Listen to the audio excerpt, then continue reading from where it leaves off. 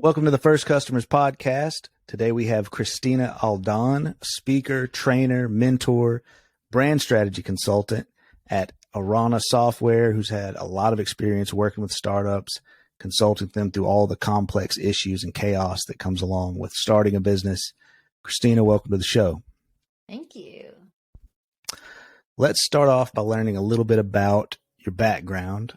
So if you would, tell us where you grew up and maybe some childhood experiences related to business or selling stuff, that kind of thing. Yeah, sure. I grew up in the Upper Peninsula of Michigan. I'm a Youper. You don't see a lot of those out in the wild. What was that phrase you said? You are a Youper? A Youper. Yeah, What's that? It's from the UP, Upper Peninsula of Michigan. Oh, Yeah. Okay. Gotcha. Yeah. I've never heard that. Yeah. And so I grew up there. I went to an engineering school. I had a scholarship to Michigan Tech University for their chemical engineering program. And I gave up my scholarship after a few years. I decided, I was in the labs and I would look outside and my friends were always outside playing hacky sack or doing whatever. And I'd be in the lab, like measuring acetone and, centrifuging stuff. And it was very detailed. Just wasn't my jam. Wasn't my jam at all. Yeah. So I was like, you know what, Mom? I am going to stop this chemical engineering stuff. I want to go play in the rainforest. And so I got a degree in ecology and environmental sciences, which I don't use today. Today I work in tech. In fact, I did horrible in computers. I got a very sympathetic D in my one single class that I took. I think it was a C-sharp class, and I did horribly. But I tried really hard, so I got a passing D. That was it. But these days, I work in tech. I work at Arana Software. It's a consulting company, and I'm a speaker, trainer, brand strategy consultant there. Yeah. But, it's interesting. Oh, sorry. Go ahead. No, go ahead. It's interesting, because I grew up in this tiny little place, small towns, and I always dreamed about experiencing the big world, right? And so now today I've seen all the world. I've been on all 7 continents as a speaker, which is really, really cool. Oh, wow. So when you were a little kid, did you have any of those like classic stereotypical door-to-door selling donuts or fundraisers or that was all lemonade? Okay. Every fundraiser, I got all of the top prizes. Really? You go around with Girl Scout cookies or you go around the neighborhood selling just, random things at Christmas or gift baskets. I was always the highest seller, always. Yeah, that was my thing. I sold Avon. I had a paper route when I was like 12, all that stuff. And I come from a long line. My mom sold Avon. She was in sales. She had a district of 200 women that she managed. My grandma, going back to my grandma even, she managed restaurants and owned a couple of restaurants. And she was the cook. She was the owner. She was the cook. She did it all. And my family, I think the women in my family have always had that. Wow. So you come from a long line of business-minded, entrepreneurial, sales experienced people. That's right. That's awesome. That's so interesting that I think everyone I've asked that question so far has had a lot of that kind of experience as a kid. So I wonder if that influences kind of the trajectory. Well, definitely my communication, right? Okay. Because my mom used to pay me 50 cents for every phone call when I would make phone calls for her. And so that totally leveled up my phone game, right? As a 12, 13, you were doing that? 12, 13 years old. Yeah. Cold Probably calling? 13. Yep. 13, 14. And so, like I said, she managed a district of 200 women. And if she made the phone calls, everybody would want to talk, right? So instead, this was before the internet, before email. If you wanted to spread information, you had to call people and tell them the information, right? So if she made 200 phone calls, well, that can take up a lot of time. But if I, 13 years old, have a little script, here are the dates, here's the event, this is where you need to go, here are the updates, thanks, have a nice day. And then, I'd make 50 cents per phone call. That's awesome. Yeah. All right. So talk about maybe your first real job outside, like working for somebody outside of your family, maybe. Yeah. My first job was I did a few different things. I worked at a farm once and picked cucumbers. That wasn't fun. That was not fun at all. Manual labor. Right. I did my paper route. Let's see. What else did I do? I was a waitress. At what was it called? Big Boy? Big Boy. Do they still have Big Boy restaurants? I don't know. Not in my area, at least. Yeah, not here. I'm in Las Vegas. So okay. We don't have any Big Boy. But that was my first probably regular job. And then I worked at another buffet place. I worked in a lot of restaurants up until I think maybe my mid-20s. Yeah. Okay. All right. And eventually made your way to your current position at Arana Software. Yeah. And were you doing any mentoring or consulting, coaching, or leadership training before that? Or was it just through that? Okay. 20s, I kind of bounced around all over the place for a while. I bounced around to different jobs. I went to Peru and I lived in an orphanage for a few months, 3 months. I volunteered in an orphanage there. And then I lived in LA for a bit. I did use my degree for a short period in Los Angeles. I worked at a building materials store that was for energy efficiency, green building, stuff like that. And even when I came into Vegas, I got certified in like ResNet certified and BPI certified, which is all about building envelopes and building performance. So I kind of did that a little bit. Okay. But I didn't love it. And I always kept going to building websites for people and always, side projects where it was creative and I had control over what I was charging and how I was delivering, all of that. Yeah. When did you learn about how to build a website? I was waitressing in Ann Arbor, Michigan. I want to say, I don't know, maybe around 2002, 2003, 20 years ago, I guess. Yeah. And so that's just how I started. On the side, or? Yeah, that's right. There used to be Dreamweaver. Okay. Yeah. It was a WYSIWYG, and then CSS came out, and then Adobe, of course, bought their product.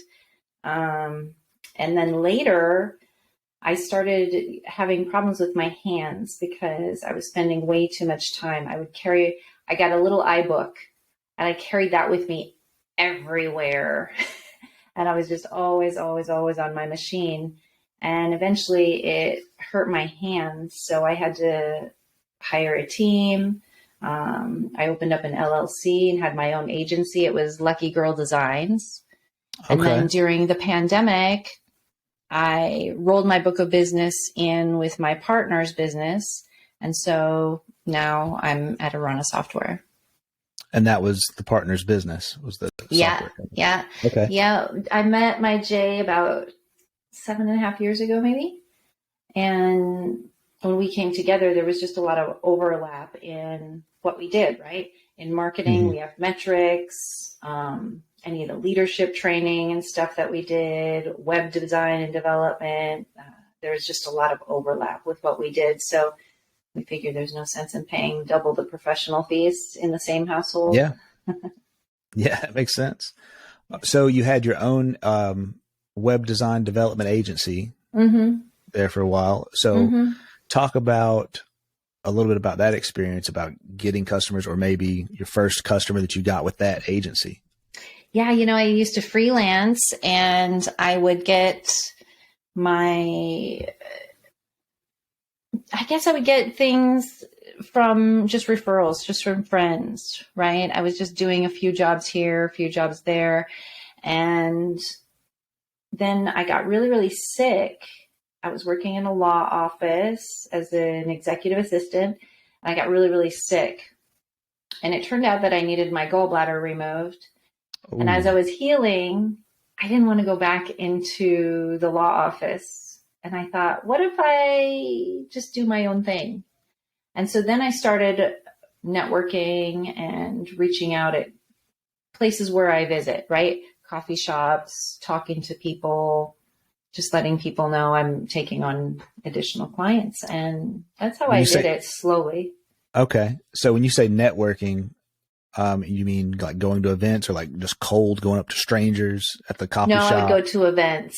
At the time, Okay. I was co-managing director for Girls in Tech Las Vegas, and it was a nonprofit here. So we had lots of events. We had, 4 or 5 different events a month. And that was when the Vegas tech community was really active, when Tony Hsieh had invested his money into downtown Las Vegas with the Downtown Project. So there was a lot happening at that time. Yeah. That's a smart move, being on that council or that organization that's directly tied to the event. So then it was really neat. It kind of organically grew that way. And I was speaking and teaching and doing training workshop with kids, and people started asking me to speak more and more. So then I had to start charging because I can't just go around spending all day speaking and teaching for free.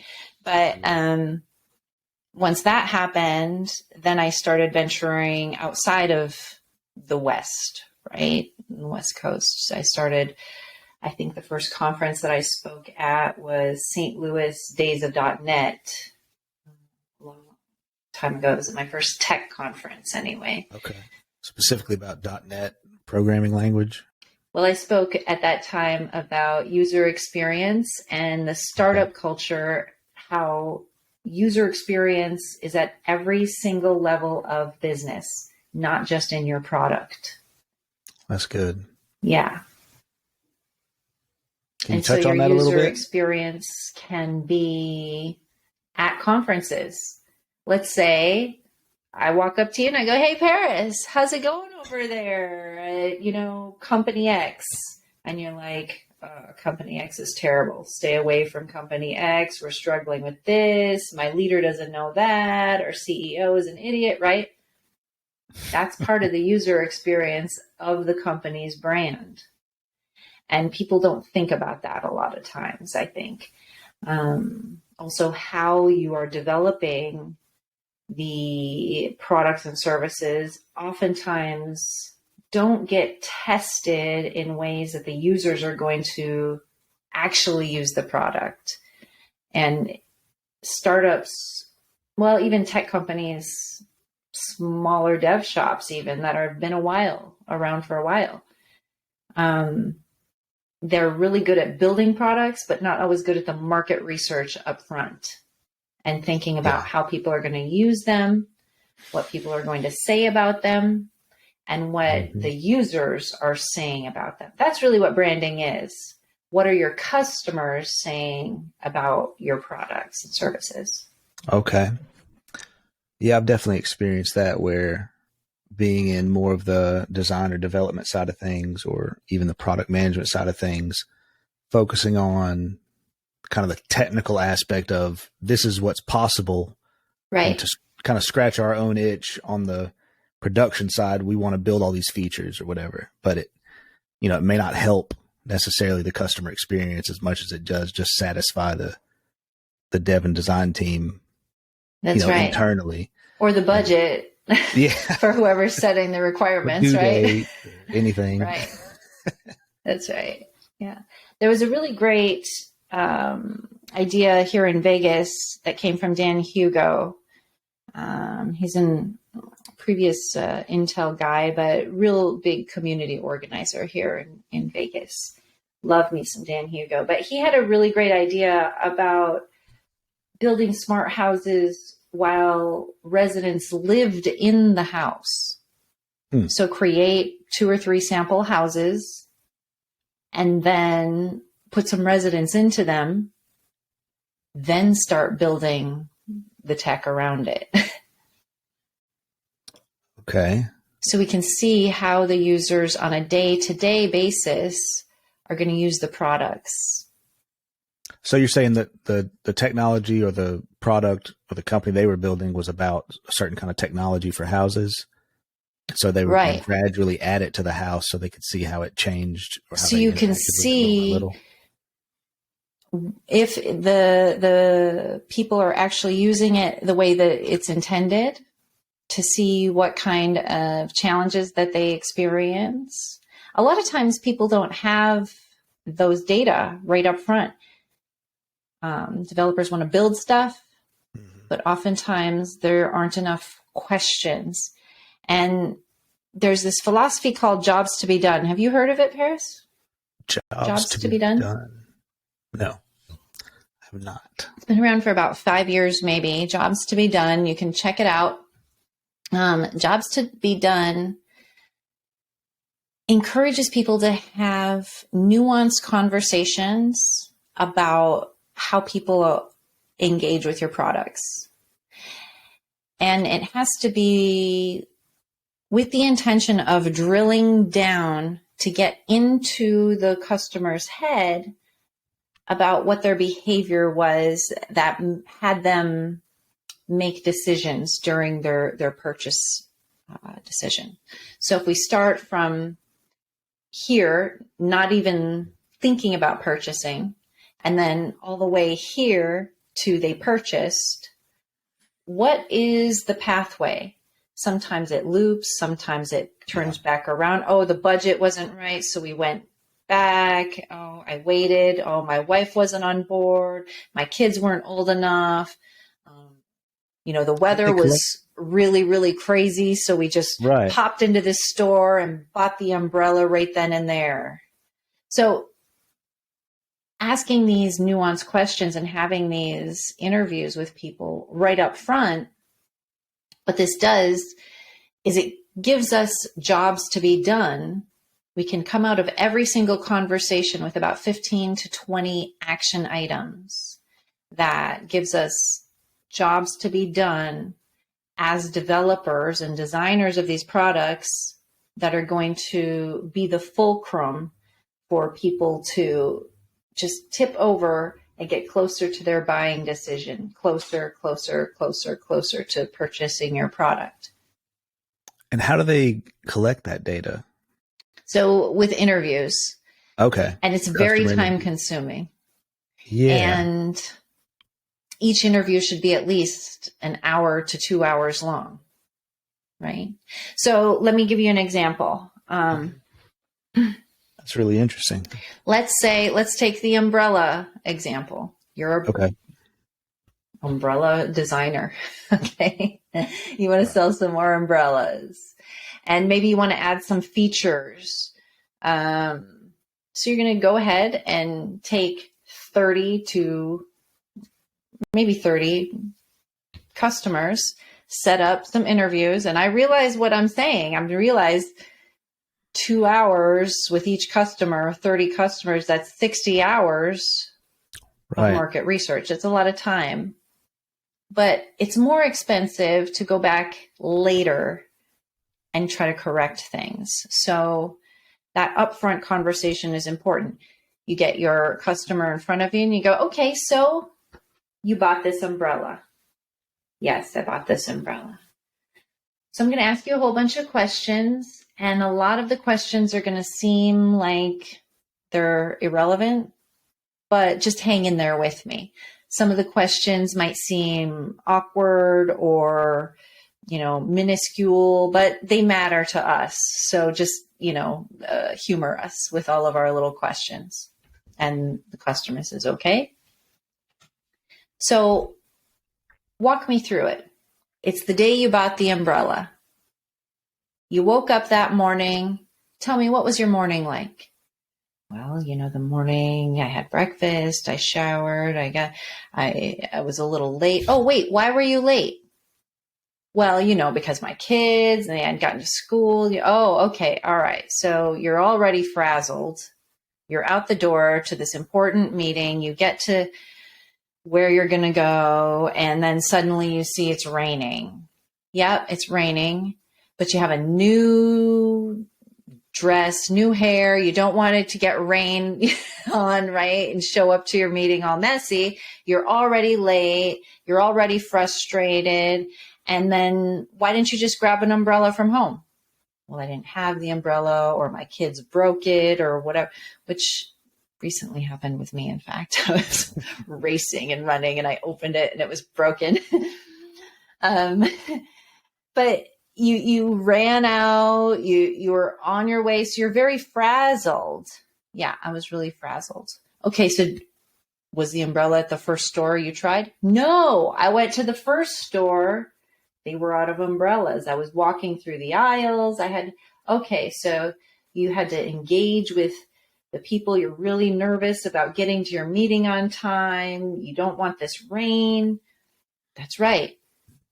And so you can see, Paris, how you can direct the conversation and ask the questions about getting into the customer's head when they made that purchase decision. Understanding that is going to tell you, A, they're in a hurry. They don't want to go through the aisles. Put the umbrellas on the end cap. Okay. They're in a hurry. They don't really care if it's 2 for 1 or if there's a sale or whatever. They were going to buy the umbrella regardless. So maybe we don't need to have special coupons or, whatever. Maybe it also tells you it was the rainy season. Okay, well, let's look at climate change, and let's look at weather patterns, and let's look at parts of the country that are now getting rain where normally they didn't. These are untapped umbrella markets for us. And so you can see from these conversations, you can walk away from each interview with about 15 to 20 different action items that are going to help you design, develop, and market your product in ways that make it very easy for their experience. And so that's what the jobs to be done are, the takeaways? So that's what jobs to be done are. Yep, it's the takeaway items. And then you can take those 15 to 20 different lists of, those actions that you want to take. You're going to start seeing common themes. Oh, look, everybody who buys an umbrella is in a hurry, and it's a last minute decision. It's not like a car where we plan out months in advance and we research and we talk to people and we test it out.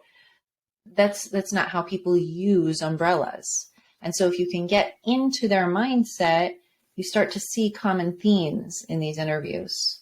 And then you pull those common themes out and you say, this is how we're going to develop our product.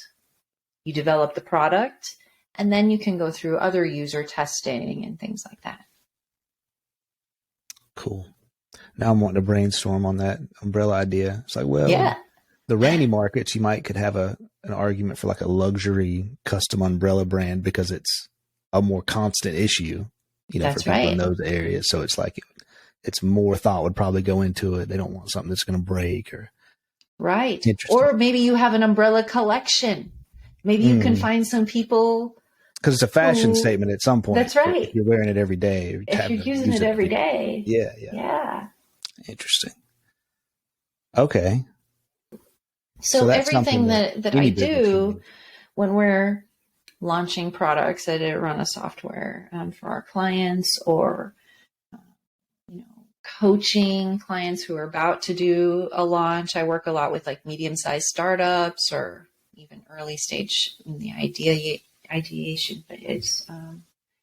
But when we think about what they are launching, that's not always the process, especially in tech. I work in tech.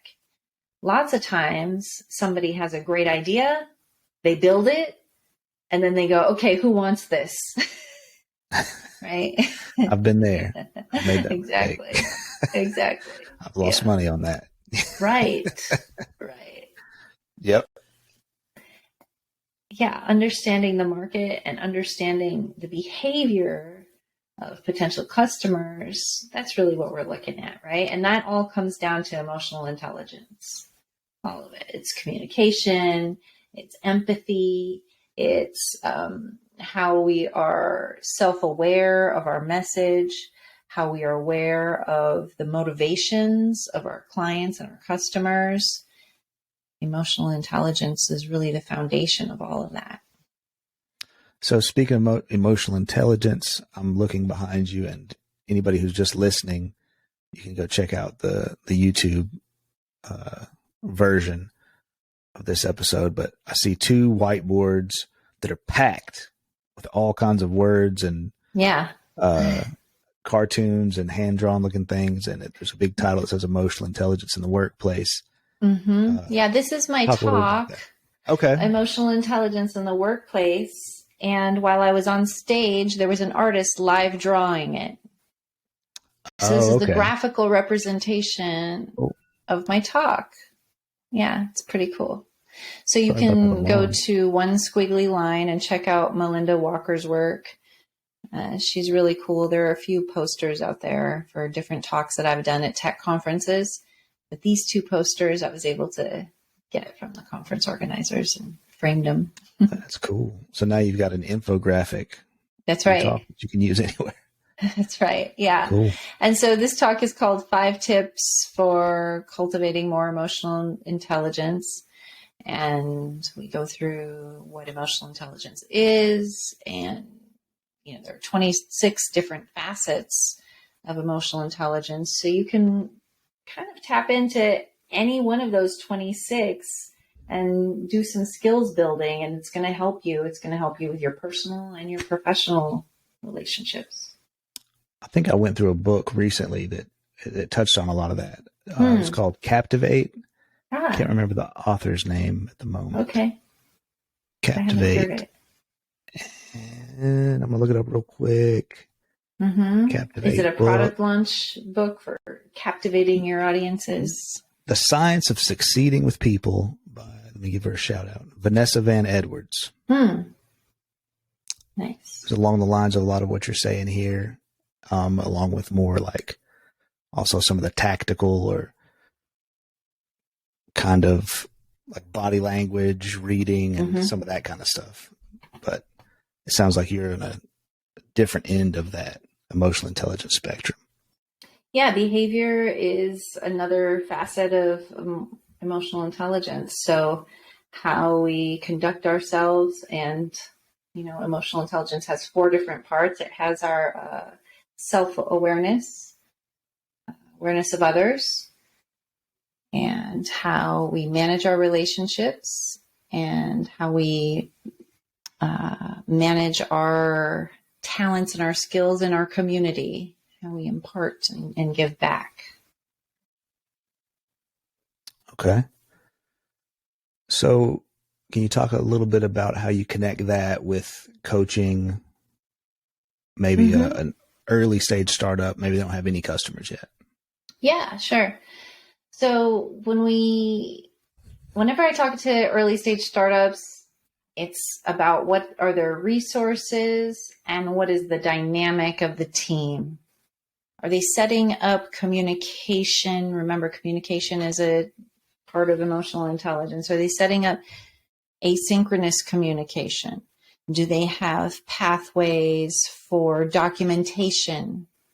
Those things are important as they're starting out. Also, working with each other. Then how are they building into their business plan and how they operate the different steps that are going to not only support their employees, even if they're 2 or 3 startup founders, as well as their customers. That's important. Now, when we're starting to think about launching a product, I like to have people create the minimum viable product, the MVP. What can we launch with 0 features, the tiniest, cleanest little Yeah. product. But then as we're building that out, that's where those interviews come in. We need to talk to 20 to 30 people. We need to drill down and get exactly what problem we are trying to solve, married with the problems that the customers are trying to solve, and how are we going to deliver it. Those 15 to 20 actions, that's how we're going to deliver it. So we go through all of those interviews, we do our market research. Maybe I've done this before with some startups. Maybe you take a sampling of beta testers. Maybe you offer your product to nonprofits for free for 9 months. And in that 9 months, while they are using your product, in order to get it for free, they have to do interviews and give feedback and help with the product development in that 9-month process. So that at 12 months, then you can level up their subscription, if whatever the product is for their software, and then it shifts. But during that time, that 9 months, you've had real-time interactions and you've watched people using the product, and you can make all of your tweaks before you do the hard launch, right? You can have a little soft launch with those beta testers first. And that helps.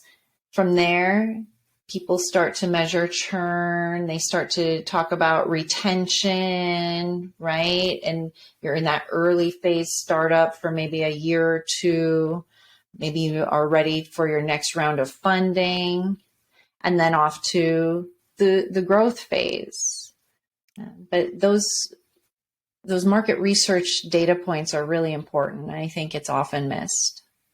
So if you have 0 customers, you're saying that one of the best ways to get something is at least getting free trial customers to give you feedback as a form of payment. That's right. Okay. And so that's a nice little note for anybody who's trying to bootstrap a business themselves. Don't put such a tight deadline or financial strain on yourself to where you can't afford some kind of initial onboarding, pure customer feedback period. Because I've been through that myself, where I would try to launch something, but the only way it could have ever have worked is it has to make money within 1 month.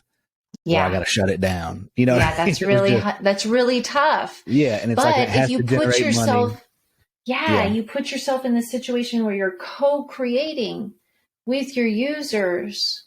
Together, you're growing, and you're working out those growing pains with each little tiny iteration, as opposed to, all right, it's do or die.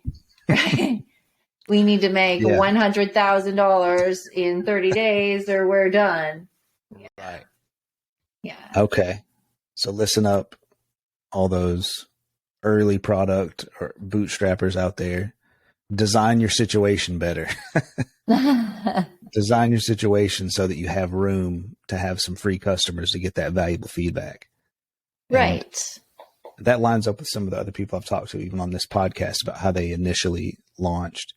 Some of them were able to get money out of that really early customer by doing like a pre-sale and having some hype built up. So they were able to get some cash in the door. If you have that initial pre-sale built so that you have enough emotional triggers that are going to inspire people into action, then that'll work. Yeah. And if you have, 13 to 15 emotional triggers in that campaign, that's really what we need. But lots of times when I talk to startups, I'll see 3 or 4, right? There'll only be 3 or 4 emotional triggers, maybe. You can use things like time scarcity. Okay. You can use things like freebies, free offers. You can use emotional triggers like scarcity, you could hype it up, right? By using celebrity and trying to get clout. There are a lot of different emotional triggers that we can use. I tend to sway people away from using negative emotional triggers, right? Where like fear and anger. Anger, bashing your competition. Okay. That kind of stuff works temporarily, but it's not really sustainable.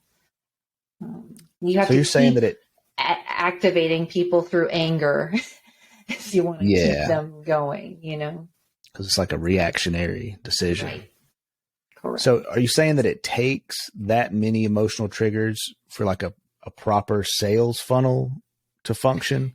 I usually try to build in at least 13 to 15 in a campaign along the way at different points. Yeah. And that's constructed or set up in the form of like retargeting or like planned moments for a customer who's using a piece of software where they get after planned X amount of days. Moments. They get, yep, that's right. And even initially to capture people's attention. Gosh, Paris, we have to struggle and fight for people's attention really hard these days. So, using those emotional triggers is valuable. I just try to encourage people to use our superpowers for good and not evil. Right. So that we're not adding to discomfort or fear or anger into the world. There's plenty of that already. And our minds are really, really good at being attuned to that as it is. Let's attune our behavior to, seek out the beautiful things and the helpful things instead. Yeah, that's good. I heard a marketer, I think the other day, talking about how if your product or service, truly solves a problem, then like the polite type of retargeting is just you reminding them that like you can solve that problem for them in a way. That's right. Yeah. And every single touch point that you have with your customers should lead to the next one as well. I think people don't do that either. Even if you've already delivered the product that you said you were going to deliver to them. So continuing that conversation with them is really important. So you're always educating them about the next feature, the next product, something you're excited about, an award, something that might be valuable to them, a tip. Constantly having those touch points with your customers is important on social media, at conferences, from the stage, phone calls, in meetings, networking, press releases, news. There are a lot of different ways to get your information in front of people. What do you think the most common problem or the biggest problem that new companies run into related to getting those first customers? The biggest problem is I think they don't do that market research up front. A lot of new startups don't even realize that you can write to your Secretary of State every single quarter and see all the new businesses that have opened. What? So you can get the exact contact. Those are public lists of the contact information. So you just write to Secretary of State and get the list. Who are all of the businesses that started this quarter? Go through all those businesses. All right, all these new businesses need our product because our product is, I don't know, for helping new businesses, whatever. Maybe you could just go through all the new businesses and look for all of the hair salons. Right, whatever niche year, you have applies to your product or service. That's right. I didn't know you could do that. That's a really good tip. Mm-hmm. Yeah. Man, we could end the show right there and that would have been worth it. That one little piece of advice. some free list building right there. Yeah, it's free list building, and you can work your list, do the interviews, get the new people coming through.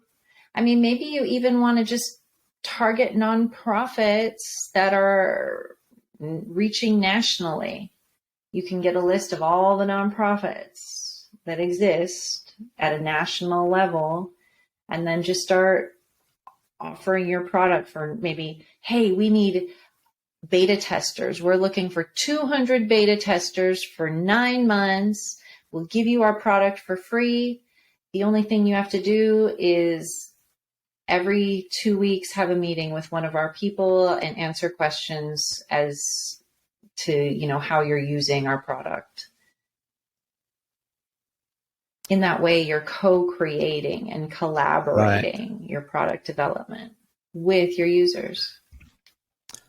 I've definitely made that mistake myself personally.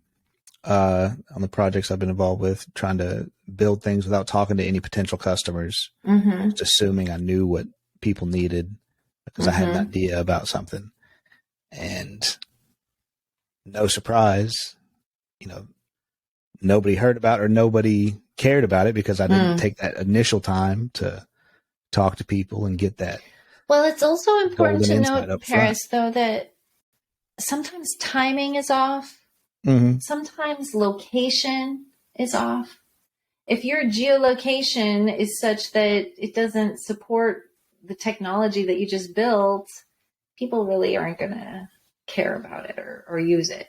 And it may be a really great product for, people in Indonesia or people in Australia, just not where you are. Right. And if you can't get traction where you are, then it's hard to reach those people in Indonesia or Australia. For sure. Whatever, So you said the main problem you feel like that these early businesses have is not doing that market research up front. Why do you think that problem exists so commonly? Well, people are excited. Okay. We want to do, this is human behavior. Again, when we talk about emotional intelligence, we do what's fun, what's easy. I mean, even an amoeba, a singular celled organism, right? The most basic organism there is, an amoeba, will always seek the path to least resistance. Always. So we're wired that way. And unless you have the tenacity to roll up your sleeves and go right into the fire, especially when it gets hard, especially when somebody's standing there going, this is never going to work, and here's why. You have to pause. You have to suspend your ego, suspend your reaction, and really listen. Okay, is what they're telling me valuable? Is this important to the design development of my product? I don't know. Maybe my ego is more important. Maybe it's easier for me to rationalize they don't know what they're talking about. They don't see my vision. I don't know. It depends, because there's definitely a balance, right? Because sure, people who disrupt markets, sometimes they can be really, really successful. But if you want to do it in a sustainable way that adapts along the way, it's never really a good idea to not listen to outside input. Right. Because there's always only a handful of those businesses in history that are actual disruptors. That's right. And I mean, if everybody's aiming for that goal, then yeah, everybody, like most 99.9% are going to fail. And it's already close to that, I guess, that fail anyway. Correct. But it seems like a much more achievable goal, like you're saying, to create a sustainable business in an existing market instead of either creating a whole new market or turning a market upside down that already exists. Yeah, there's oh gosh, I wish I had that book with me. I would share it with you. Maybe I'll send it later. You could put it in the show notes. But there's a really good book about that. And the different stages that a company is in as far as like how they want to disrupt a market and whether or not it's a good idea or not. Yeah. Would you say that most of the businesses that you work with are in that situation where they haven't done any market research? Or like what roughly percentage do you think, like how common that issue is? It's very, very common. And I work with, startup weekends. I work with different kinds of competitions as a judge where we give away, prizes and things like that. But then also with my clients, it's very, very common. Very common. Okay. I So would you would say the majority? 90%. Okay. Wow. Yeah, I would. Because a lot of it, what we do then is we do what we're good at. We do what we're comfortable with. And if we're good at, writing code, then that's what we're going to do. We're just going to build this thing. We do what's comfortable. And I wonder if there's still a residue of the early startup culture narratives or some of the bigger stories like Zuckerberg or some of the stories from Steve Jobs where he would, go against or not do any user research, famously just building what his taste said was right. Well, here's the thing. And that kind of thing. That people don't talk about with Steve Jobs. They say, oh, Steve and Wozniak, and they built it in the garage and they bootstrapped it. And they don't talk about how, when he started Apple, he bootstrapped it with some of the best, and they started their own company and he invested his own money. He put in, all of his money and he bootstrapped it and they built it in the garage with just $9 million. And I'll tell you what, Paris, you give me $9 million. You make a computer. I'll make a computer and I won't care what anybody else is saying either. And, I can make it work. So people don't talk about that a lot of times where they say, oh, you just bootstrapped it and they disrupted. Well, they had the best of the best and they had millions and millions of dollars and the timing and the location. And they were part of the community too. So they were they were the target market themselves because they were in those groups before starting the company. They were part of that culture.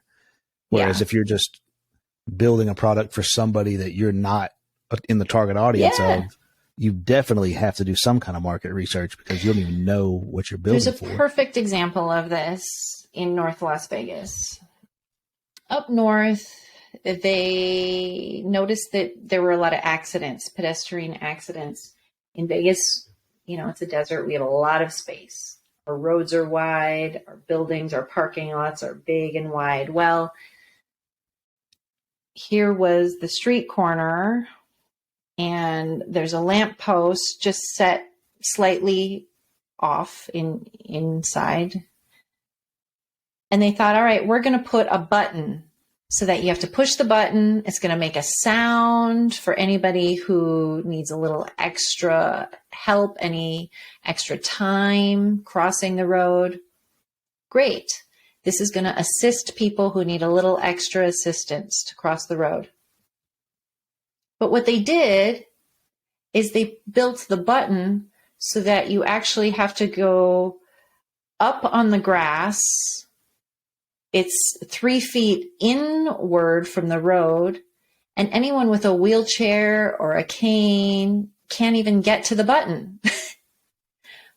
So here's a perfect example of building a product where they think they're making a solution, and in fact, it's not helping one bit the exact population that it was designed to serve. Yeah. Creating new problems almost. That's right. Yeah. Nobody uses it. Thousands of dollars wasted to, quote unquote, improve an intersection. Yeah, I guess there's a lot of these kind of principles that could apply to government as well.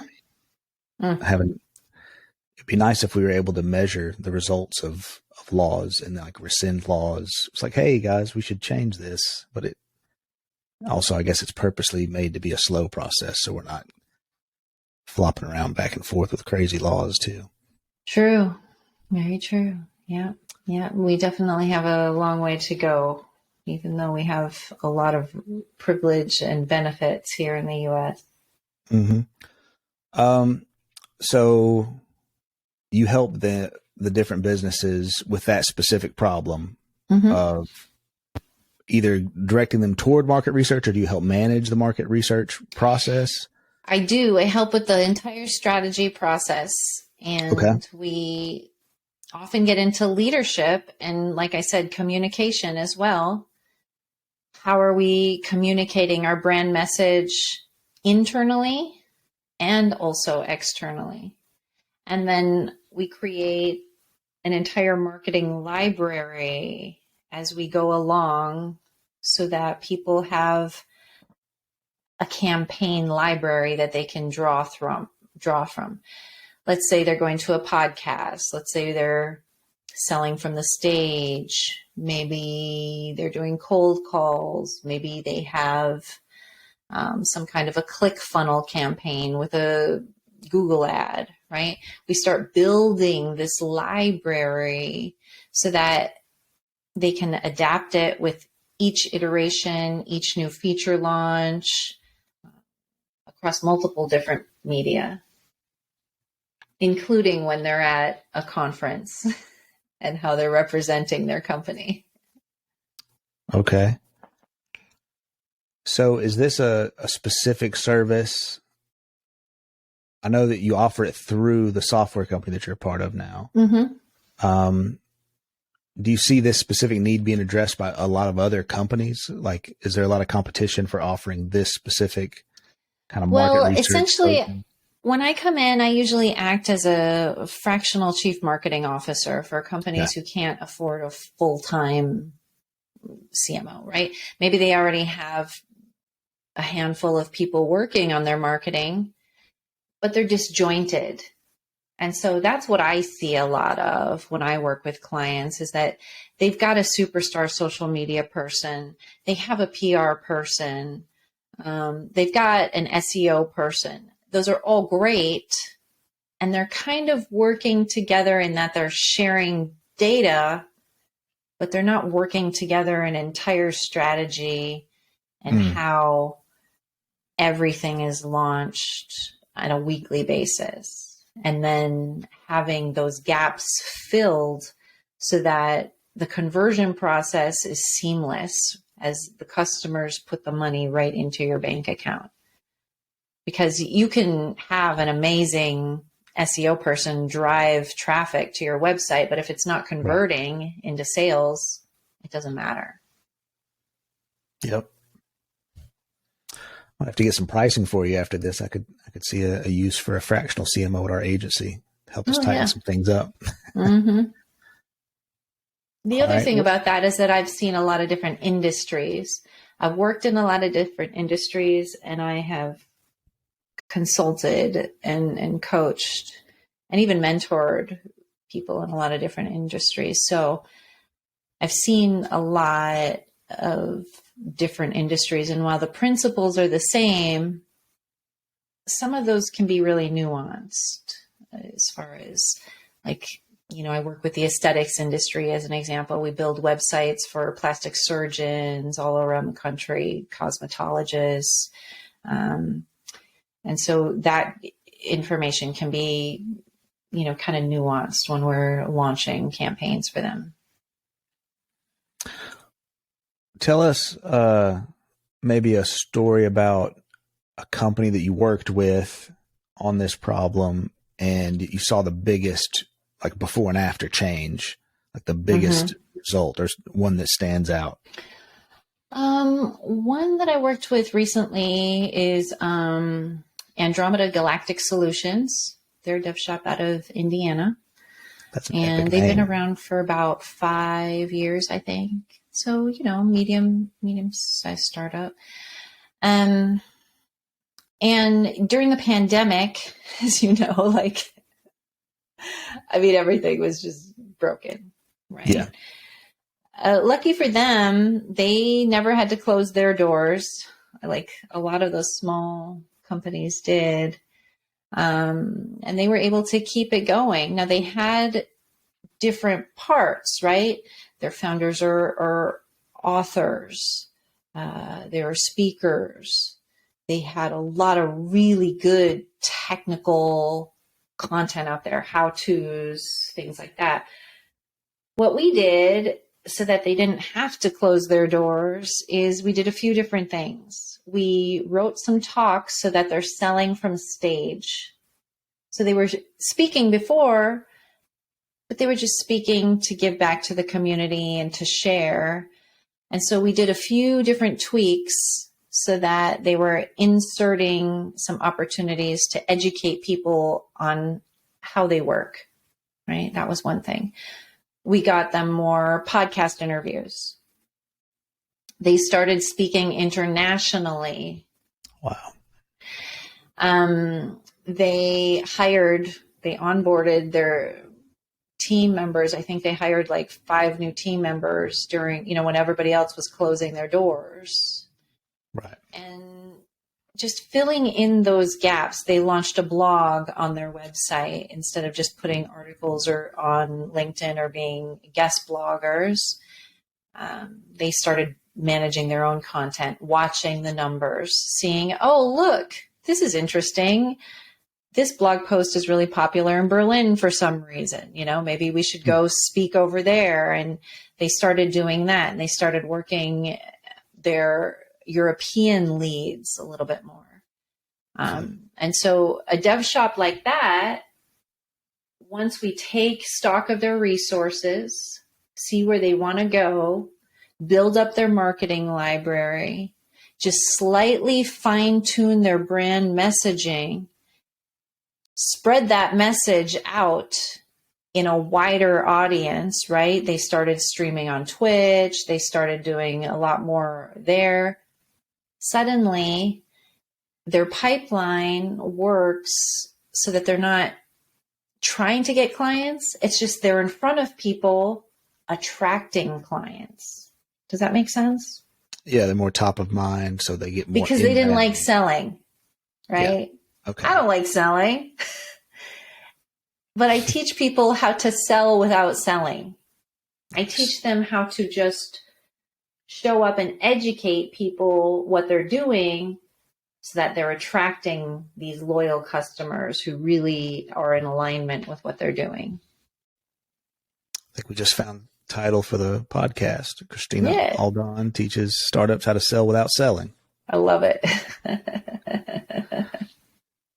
That's really cool. Okay, we're doing some similar stuff at our agency, trying to little by little while we're serving clients, but also thinking about, okay, we need to, eat our own dog food, so to speak, where you're actually doing the things that you're telling people to do and put content out and that kind of thing. So that's interesting. When you create that flywheel of content, it sounds like you're talking about, how long do you think it takes going from? It takes about 18 months, Paris. Okay. So 18 months. Mapped out to a scheduled process? It usually takes about 18 months to get that traction where you're not intentionally seeking it so much where it's coming to you, right? So, for example, for me, one day, I did a TEDx talk about how we connect with people. At any given moment, we're always choosing to connect with people or not connect with people. And one day somebody sent me a message and said, wow, Christina, you've been speaking so much. You've been doing training. You've got, this, you spoke at the university. You did this commencement address. Is it because you did a TED Talk? And I went, face palm, right? No, it's not just because I did one TEDx talk. It's because, in the last year I did 100 podcast interviews and I did 6 international talks or, however many. And I did all these workshops and I did a lot of training and I did a lot of free things at nonprofits. That's why I'm getting more traction. In the last 18 months, I've been putting myself out there. And once that happened, it's like you reach a tipping point where then the referrals just come in and then you don't have to work as hard. Now, it depends on your product, obviously, right? Right. Is it a one-time use product? Are we talking about software as a subscription? Are we talking about a widget? It depends. How many pieces of content do you think are kind of included in that 18-month window that it takes to actually get Well, results? I'm really lazy, Paris. I have to tell you, I like to create it once and use it as many times as possible. Okay. So I encourage people to use the video, take shorts out of that video, write a keynote address from that video. Once the feedback and the comments start coming in, take those questions, build out an entire training workshop around that video, get the transcript, make it a blog post, right? Yeah. So it's kind of relative when you ask that. Out of one piece of content, I can get a lot of different pieces that we can break out. Yeah, that's awesome. And that little formula you just gave was really good, because I've heard, I think that's a popular recommendation now is, hey, you got video, you can create audio, text, whatever from that into the shorts you can create. That now all the platforms basically support short form video. Yeah. And so it makes sense to have at least video, and then you can break it up into smaller videos and text. But I like what you said about turning the questions into a course. Like over time, you can build out that little course library. I hadn't thought about that part. And it goes back to that jobs to be done philosophy, where you're interviewing people, you're getting their feedback, and then you're developing your products and services based on what they're telling you they want. You'll start to see those common themes. Yeah. And even watch people use your product, because you can't always control how they're going to use it. There's some videos out there about how to use a can opener.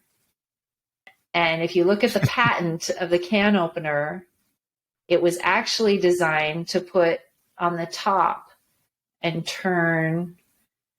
Like have the can upside down, sort of like resting on the can opener or something? Resting on it. And then later they designed another one that you can actually clamp on and take the top off. But the original patent, if you see how it's looked, how you're supposed to twist it on, it's wrong. How we normally use it, which is a really good example of how you don't always control how people are going to use your product. So that's why you have to watch them use it. Right. It's like user interface design versus UX design. Like you can create an interface, but you have to watch them use it to understand the user experience. That's right. Of your interface. Okay. Yeah. Not everyone's like me. I can pretty much open any software and kind of understand how to use it, but it's not everybody. I think, thankfully, a lot of software is kind of converged into some pretty strong norms and, kind of standard interface. Oh, the standards. Yeah, exactly. It's gotten a lot better. Every now better. And then, though, I run into somebody who says, oh, no, we want our website to be the opposite of that. Yeah, to be totally different. Like when you scroll one way, it goes the opposite way or something. We want it totally different. Yeah. We don't want to be like anyone else. Right. And that's when we, call them into a meeting and classes in session. Yeah. Because the point isn't just to be different. It's like to communicate clearly, at least for a website, because that's like one of your main marketing tools or communication tools. That's right. These days. So it's not necessarily a place to flex your unique creativity when you're talking about how to navigate a website. Right. It shouldn't necessarily be a puzzle unless you're like some niche you got to make it as magician easy or as something. Possible. As easy as possible. Right. Okay. So from one piece of content, one video, do you think you could turn that into a 18-month window worth of content? Probably not. You probably need 3. Okay. You probably need 3. And then I encourage people to take a theme every month or every quarter. Pick a theme that is going to maybe highlight one feature. Pick a theme that's maybe going to highlight one micro population. Pick a theme that's going to roll into some holidays, maybe that are in alignment with your brand. Maybe you create, I don't know, vases. Maybe you do hand-blown vases, and every single Mother's Day you have a campaign for that month. And then Christmas, you're going to have another holiday theme for your campaign. But think about those themes that tell the overarching story of your brand. We make the best glass vases. What's that overarching story? Break it down either by month or by quarter. What do you think about the type of video content, especially because there's a wide spectrum of how you could attack that? And Yeah. like traditionally it's high investment, and it almost sounds like you're leaning that direction because by the math that we talked about just now, it's one video every 6 months and getting a lot out of that. So does that mean you're kind of leaning towards the traditional high cost, high quality commercial style video, or there's always, well, that's very nuanced. The use case for the, holding the iPhone, the founder of the company, just talking about the business. There seems like there's a place for both. The best way right now to put out video content is to have it real, have it raw, have it messy. That's the best way. But when I say you could get by with 3 videos, I'm talking about, maybe a 45-minute video, a talk, a speech, a something. You can turn that into a keynote address. You can turn that into a demo day, a 4-hour workshop. So in the context of a startup or a new business, that would be maybe the founder or somebody behind the company talking about like the problem the business solves and going deep into that. If anybody's been in touch with Track.js, have you heard of Track.js before? It's a JavaScript error product. Okay. And so they grew just by demoing their product at conferences. They built a product. They went to conferences, said, this is what our clients are doing.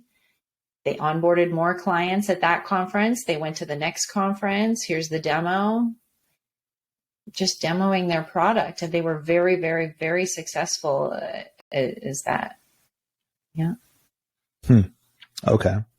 So in that case, they're maybe using the same information or that same one demo or presentation and just repeating it over and over to the target audience. That's right.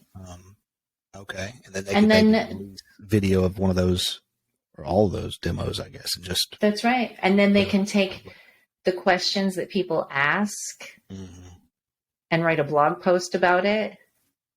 They can record the questions and put them up on a YouTube channel about, frequently asked questions maybe while you're using our software. They can have case studies that they're presenting so that the clients or potential clients can actually visualize them using their product. Yeah. That's good. All right. You've given me some really specifics to chew on here with that one video every 6 months. Awesome. And then flesh out. It'd be interesting to see. Do you have somewhere like online where you've laid that process out, kind of that 18-month content? I haven't, because it's very nuanced. Okay. Paris, I'm not one of these people who does follow my blueprint. Yeah. This is the Aldan formula. That's right. I don't know the Aldan formula. I mean, I do kind of have a framework, right? I whenever I work with a company, I want to talk to their leaders. I want to look at the resources and the support that they have. I want to see what has worked, what hasn't. I want to talk about their core values at the company. We're going to talk about how those core values are coming through their products, through their brand message, through their marketing. I want to talk about how we're measuring it. And then, are we getting the numbers that we want when we measure things? If not, let's fill in those gaps. Do we need to be on TikTok? Do we need to sell from the stage? Do you need to write a blog and have that maybe every single week? Maybe you need to do live streams. It depends. Each company is very nuanced when we start talking about that content creation and distribution. Okay. So that kind of puts a different angle on our rapid fire section that I usually have after we've gone through. We've already been going for an hour now, and we've covered a lot. But you're in the position of, consulting with lots of different startups, and it's not necessarily the part we've spent the most time on hasn't been necessarily about you personally, how you get, the customers for your business, but for all these businesses, all these patterns that you see. So that's really interesting. But for the rapid fire section, excuse me, maybe we can look at it like, what do you recommend? And just like what you finished going over a few minutes ago, it's going to depend from business to business. Yeah. But maybe there's some overall patterns or tactics or platforms that you either recommend to stay away from or to lean into. And so you can kind of give a yes, no, or if you want to go in deeper, we can just talk about a couple different tactics here. Let's do it. Rapid fire. All right. Let's start off with traditional marketing. First part of that would be direct marketing. So do you recommend face-to-face meetings, cold calls, direct physical mail, those kind of things? During the pandemic, I recommended as many phone calls as possible. It was a whole different way of marketing and communicating because a lot of people don't pick up the phone. And so to be disruptive was actually to pick up the phone during the pandemic. And direct marketing by email is still the best. Direct marketing by email converts, still probably one of the best. But even better, physical mail. Physical mail does work if you have a brick and mortar that people can go into whenever. Okay. I guess it could work with email if you're constantly emailing people and taking in those calls and emails. I see billboards especially work with a brick and mortar. I never advise anybody to take out a billboard unless they have a brick and mortar store where it's turn here now, next exit. It's the only time I've seen billboards work. Makes more sense for local businesses. $15,000, $20,000, unless you have that brick and mortar with a sign that says next exit, turn here. Right. Don't bother with billboards. Yeah. Because I guess they'd argue, hey, you're building some brand awareness in that specific location. Maybe for lawyers, it might work. Right? Because of accidents on the freeway, they see the billboard, call in case of accident, like those kinds of things, maybe. But there's so much noise already. Right. Brand awareness without an emotional trigger is not going to be effective. Tying it all back to the emotional intelligence and the emotional triggers. Okay. Yeah. So you're saying there's less of a use, or it's just really expensive way of getting like subtle, like subliminal almost. Right. You can do that with a Facebook ad or a Google ad for pennies. Yeah. Yeah. Okay. What about other print media like newspaper ads, magazine ads, or even bulletin boards and strategic locations where you put up a little flyer or something? I like bulletin boards because I tell people that your business is going to follow you wherever you are.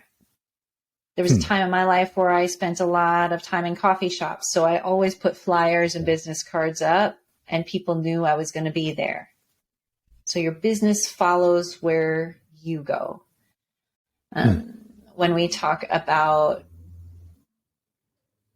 print in magazines that are niche, then yes, I agree with that. I agree with a health and wellness magazine, an LGBTQ magazine, like Code Magazine always has a lot of really good articles and good information there that are going to drive people to go, hey, I like what they said about,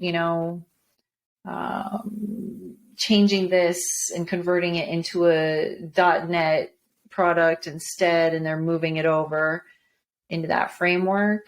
Let me look at what else they're doing, But as far as big giant magazines where you're just kind of blasting for brand awareness and you're spending a whole lot of money, I'm not a big fan of that. Not a big fan. We have our weekly magazine here that talks about events in Vegas. Obviously, we have a ton of events. So if you're putting an ad in there relative to art or entertainment, okay, I can see that would make sense. So you're advising just to make sure it's within the context of something your target audience might be reading. Yeah, otherwise I don't see the value where you're spending a lot of money on, I don't know, people just aren't going to be too excited about it unless you're Rolex. Go ahead, you can afford it. Yeah. Go ahead and put a giant spread in Glamour magazine, Right. You'd think that those ad rates would go down eventually, but I guess there's enough really big brands that they're still spending in all the traditional ways. Yeah. What about broadcast media like TV or radio ads? I have a tip for TV and radio. In fact, you can buy ads, and those are effective in certain ways. Here, for example, let's say we're doing a poetry slam event. Okay, go ahead and take out a radio ad on the local hip hop radio station to promote your event. That's going to make sense. The audience is there. That's a good market to tap into. I've also done it when, like I said, I was co-managing director for Girls in Tech Las Vegas, where we would partner with different organizations. A lot of people don't know that nonprofits get PSA time. And so you could contact the local news station and they have a 3-minute community segment. And you could say, look, we're doing this hackathon. We're going to help these nonprofits, and you can go on and promote your event with the nonprofit, and you're the developer. And that's a really good way to promote your services and at the same time help the community. You could do the same thing with radio spots. A lot of radio stations have community spots where they work with schools or nonprofits. They'll give them free airtime. What was it you said that gave you a free slot? So public service announcements. Yeah. Okay. Public service announcements. Yeah. Gotcha. Yeah. All right. One more in the traditional category. Physical coupons or loyalty cards, discount cards. I'm a person who does not like those at all. I find them offensive. I get really upset because I'm really? Yeah. The loyalty card side of it, or just discount coupons in general? I just all of it, both of them. Really? Because, I look at Did not expect this to be something to trigger such a response. I know, right? I look at these giant companies and they're giving you, 20 cents off a can of soup. I'm like, 20 cents. It's like just lower the price. Just lower the price. I see what you're saying. However, these things work, right? Mm-hmm. They use them for a reason. In the context of a product launch, like I said earlier, where maybe you're giving somebody a coupon for being a beta tester, we're going to give you a reduced rate for this 6-month period while you help us beta test our product. Those work. Those things work. As long as you're getting the feedback in exchange. right? What am I getting out of it? That's what you want to think about. Okay. And on the loyalty card side of it, do you feel like Loyalty card it's kind of getting side, into some dark tactics as well, as far as like that I just feel like you exclusivity have to and make it easy. Mm. Am I opening another app while I'm at the grocery? And then I have to check, and this works and that doesn't. Or, I'm at the drugstore and it's like, just a second, I have to look at my app for what coupon applies and what doesn't. Like, I don't have time for that. I really don't. And it annoys me. And then I miss the date or it's expired and I just get annoyed. So it makes it a worse user experience at that point. It makes it a worse user experience for me. Yeah. All right. Let's move into the digital age with digital marketing tactics. Do you recommend all businesses have their own website where they can post blog content, have contact forms and all that? Well, I think that people don't understand the differences between those. Like I said, when I started working with Andromeda, their dev shop, of course, they had a static site. They want to manage everything. This is the thing that I bump up against all the time with developers. Everybody hates WordPress, but it's the best and fastest for disseminating information, distributing information. Just for that blog functionality piece. For the blog, for the marketing, the metadata on the back end, the monitoring, the measuring. In my world, if you can't measure it, it doesn't exist. I want to know how people are getting to that blog. Like I said, when we were working with the one client, we never would have known that they had a following in Berlin, in Germany, across the pond, unless we were measuring it. And it's turned out to be a really good relationship for them as well. Michael Dowden, I believe, sits on the committee, the planning committee for one of those conferences. That was just getting into their Google Analytics or their WordPress stats to see where the traffic and you can start to understand the patterns. Look at all of these people reading my blog from Greece. Wow, who would have known I'm kind of a big deal in Greece? Yeah. I don't know. Heck yeah. Greece trip. Okay. Different social media marketing platforms. Video. I mean, TikTok, YouTube.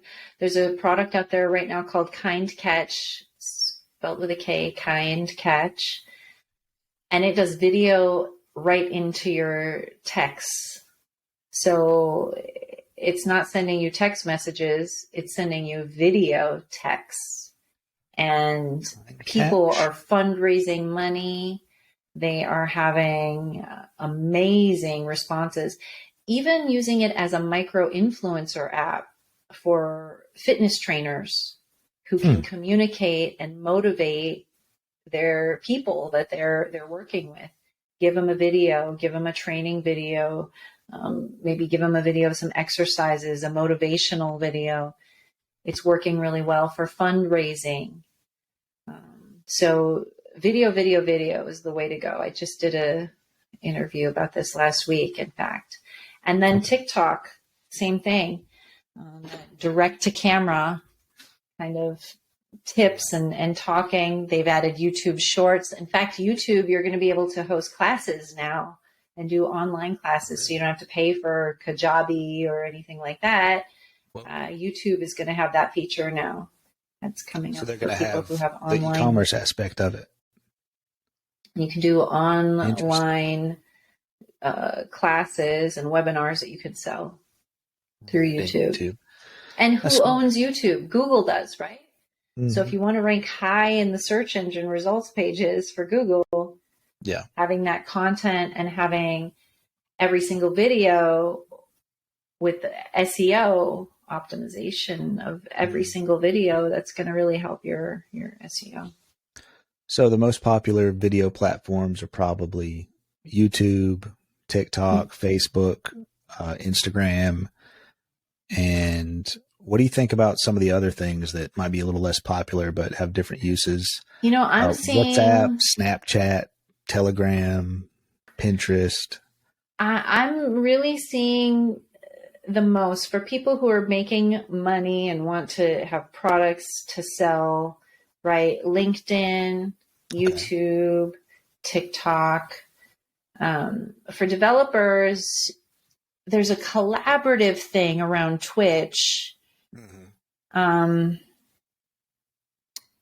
But it's on an individual basis, right? Women on Twitch, they've got to have 5 moderators on there just to manage the sexual harassment, right? Certain things, they're just, it's nuanced. But even LinkedIn Live, if you look at Taylor Desson, he's done very, very well with building his personal brand on LinkedIn Live, having his live podcast every morning. Okay.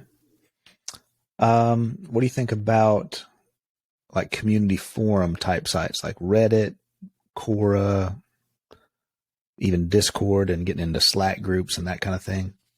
They can be okay and they can be helpful depending on that culture, right? Mm-hmm. Like, I'm not trying to be Discord mom, and I don't think anybody else wants to be either. So, having the strict rules for moderation and having them enforced and having them be very specific, line by line. We won't tolerate this. We won't tolerate that. The ones that don't succeed are the ones who are vague. And so that's what I caution people about when you're building those kinds of communities. Gotcha. Is make sure you have the container. These are what our expectations are. Here are the people who are going to enforce those expectations. And I guess they give you the tools to maybe do that at scale, sort of, or is it still pretty granular? You got to get in there. Well, on Twitch, you can set the dial for comments filters. Okay. You can do it on YouTube as well. So right. I don't think you can do it on TikTok, though. I don't think you can do it on TikTok. You'd think they'd be more, maybe they're just more strict overall, because I know they're pretty quick to either ban or take things down or moderate themselves. Mm-hmm. That's interesting. Mm-hmm. Okay. Switching away from more of the organic content, what about on the paid advertising side? Google ads, Facebook ads, Instagram ads. I mean, unless you're spending $3,000 to $4,000 a month, don't bother. Okay. Don't even bother. You can put a Google ad up for maybe $400 a month if you just want a brand awareness thing that's going to flash in front of people. But at the end of the day, you're probably just wasting your money at this point. 5-10 years ago, brand awareness ads worked.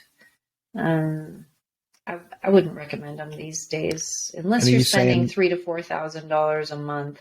And then maybe if you're in a small community where there's not a lot of competition, let's say you're a massage therapist in a small community and there are only 4 other massage therapists in that community, $400 a month on a Google ad just for your geolocation targeting, you're probably going to do pretty well. Yeah. Yeah, that'll work for you. Okay. But here in Las Vegas, the competition's so high, it wouldn't even. So that drives up the cost per click. Correct. So that it makes it to where you don't get enough exposure to have a chance. And Google will keep taking your money, and they will keep telling you, "Oh, you just need to increase your ad spend." That's all. That's all. That's always their solution. I think every call I have with one of their associates, that's what they say. Yep. It's like, hey, what do we got to do to get you to increase ad spend? We really think that would get you more results, but not much other advice. Okay. And to all of our clients listening to this, she did say it does work in some cases, and this is more advice for beginning businesses. Mm-hmm. So any established clients of mine, she's not talking to you. Yeah, that's right. Because the established businesses, they, like you said, if you got the budget, it makes sense Right. to get out there and compete. And it has to be with the entire brand strategy, right? It has to fit in with the press releases and the events and the nonprofit collaborations and the blog posts and the social media efforts and the speaking on stage. It all has to tie in together. That's good. All right. You mentioned a little bit about SEO. Is that something that you also advise people to be conscious of at the beginning? Technical SEO on page? I do, yeah, because a lot of times when I'm working with developers, they go, oh yeah, SEO, we built it into the website. You can add a meta tag description, whatever. And I'm like, yeah, actually the description doesn't even count in the algorithm anymore. So that's not what we're talking about. What we're talking about SEO, it means, and a lot of SEO feeds into accessibility as well and how the screen readers are. Yeah, alt tags and that's right. Your headers, your H1, H2, H3, H4. Sometimes people mix them all up and they're not hierarchical, or they'll skip things. Sometimes they'll bold or underline the copy, and that's prioritized in the algorithm. They don't understand they're prioritizing the wrong words, or they're trying to rank for the wrong words. So SEO is really important.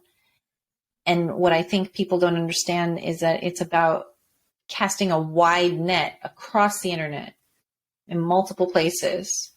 And you have to understand also that news, .edu, .gov sites are ranked higher in the algorithm. So if you work with the university, try to get one of your blog posts on their website. If you work with the government, try to get a guest blog post on that site, because it's going to funnel traffic back to your own site and it'll increase your showing up in those search engine results pages. Solid advice. Okay. Other tools that we go over related to the sales process for an early business. Mm-hmm. Are there any prospecting tools or, any of those recommended tools, Pipedrive, or any kind of Salesforce? Listen, CRM, a lot of those small companies don't even need them. Yeah. If you have 200 clients, if you have 80 clients, put it into a spreadsheet. You know what I mean? Don't waste $250 a month of your precious, precious resources when you're new.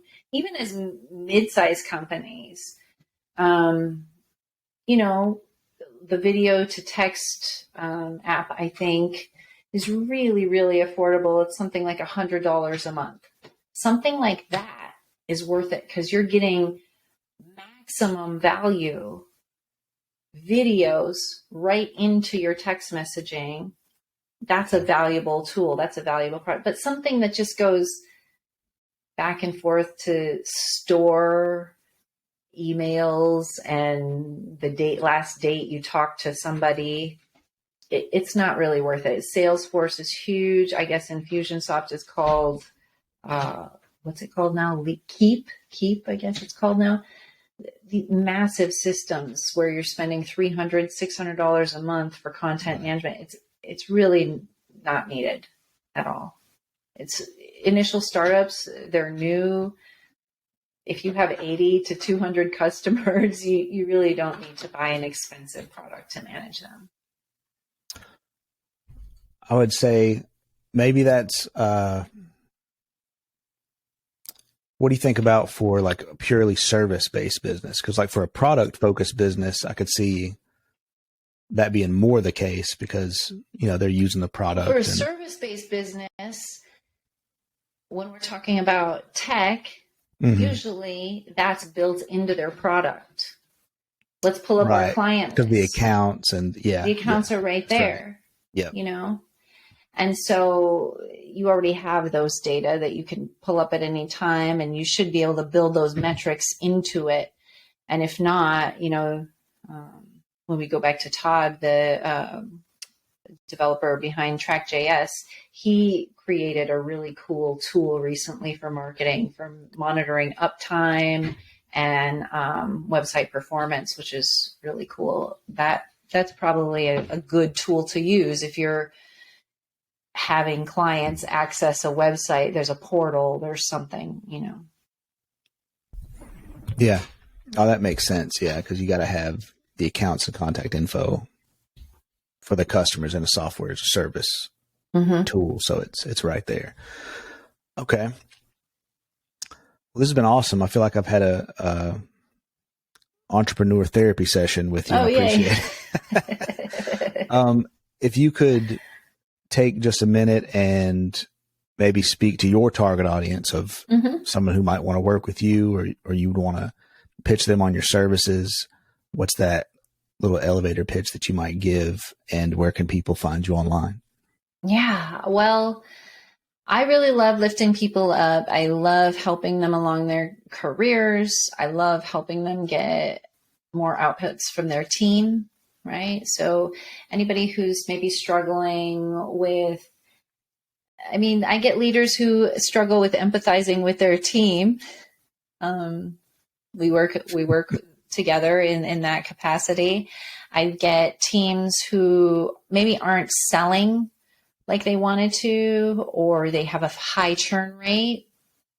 And I'm really excellent at helping people fill in those gaps and look at their marketing loop and where they're not converting.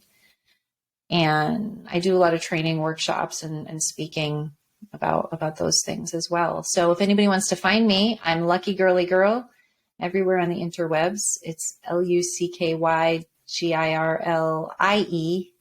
girl, Lucky Girly Girl. And you can see the talks that I give, the workshops that I give. There are videos out there of how I speak. And that's how I work. Thank you so much, Christina, for taking the time to speak to us today and share all your insights. And thank everybody for listening. You're welcome. Thank you.